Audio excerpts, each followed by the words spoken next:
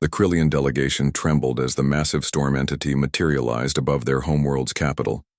Its form defied comprehension, a writhing mass of lightning and shadow that stretched across the sky like a living nightmare.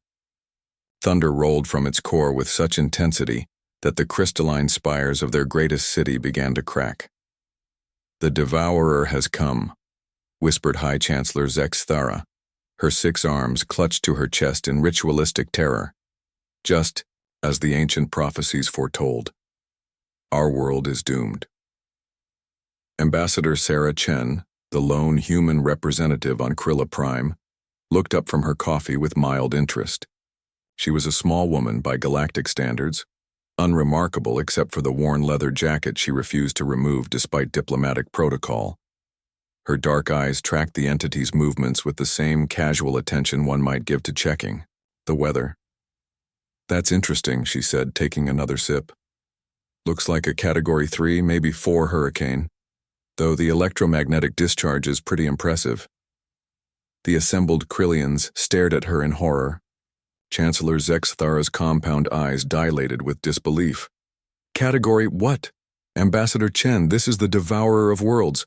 It has haunted our species' nightmares for 10,000 cycles."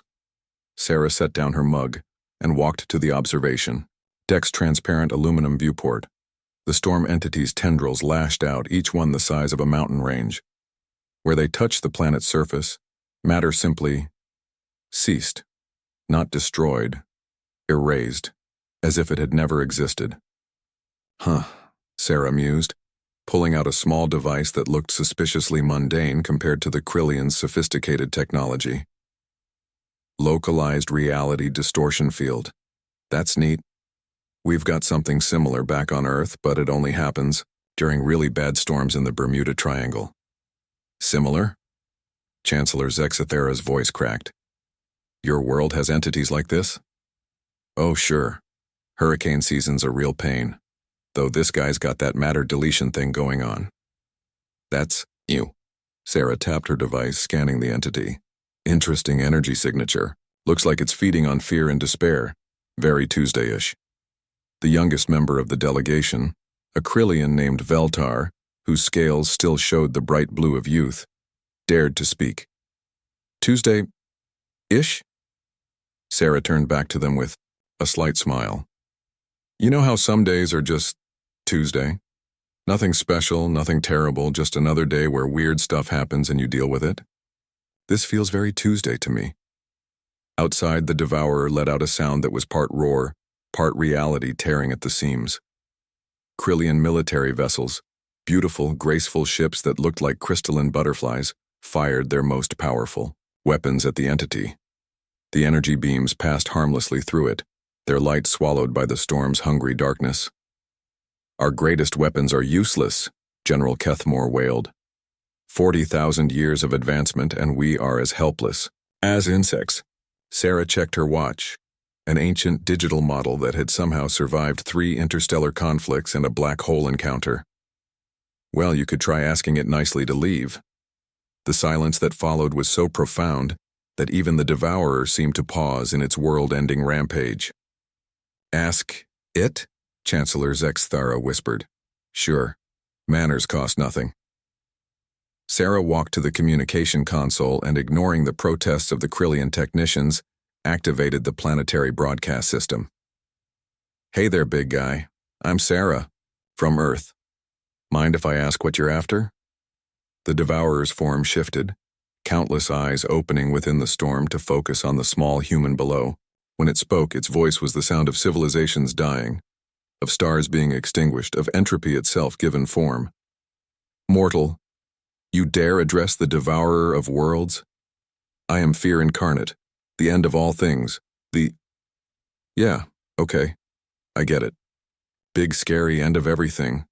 But what do you actually want? Because from where I'm standing, you look like you're just having a bad day."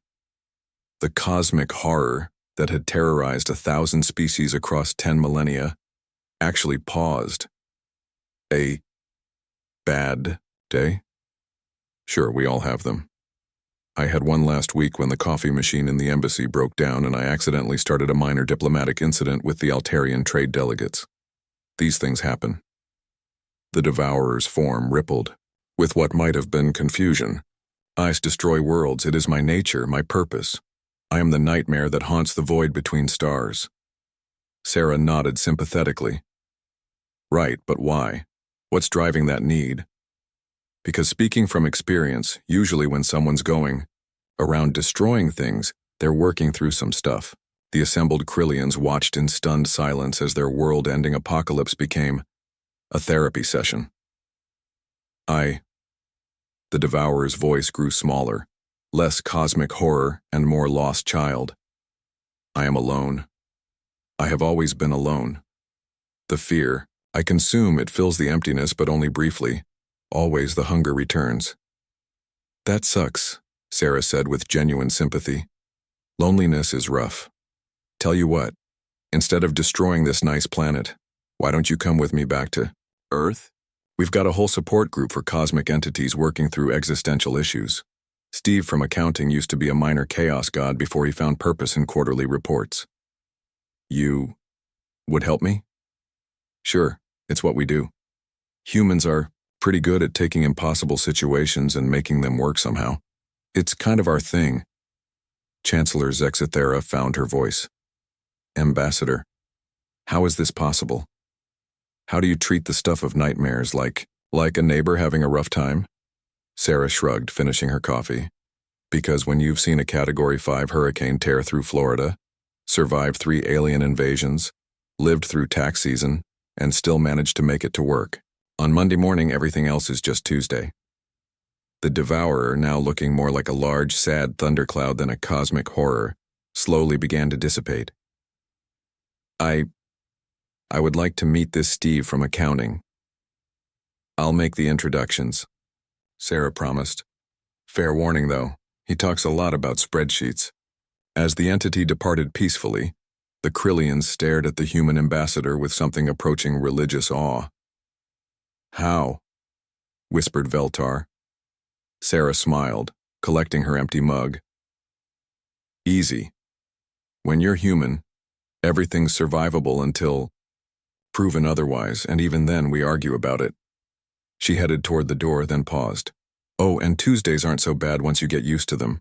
They're actually kind of nice. Predictable, manageable, just another day in the universe. The Krillians would speak of this day for generations, of the human who turned their apocalypse into a Tuesday afternoon chat.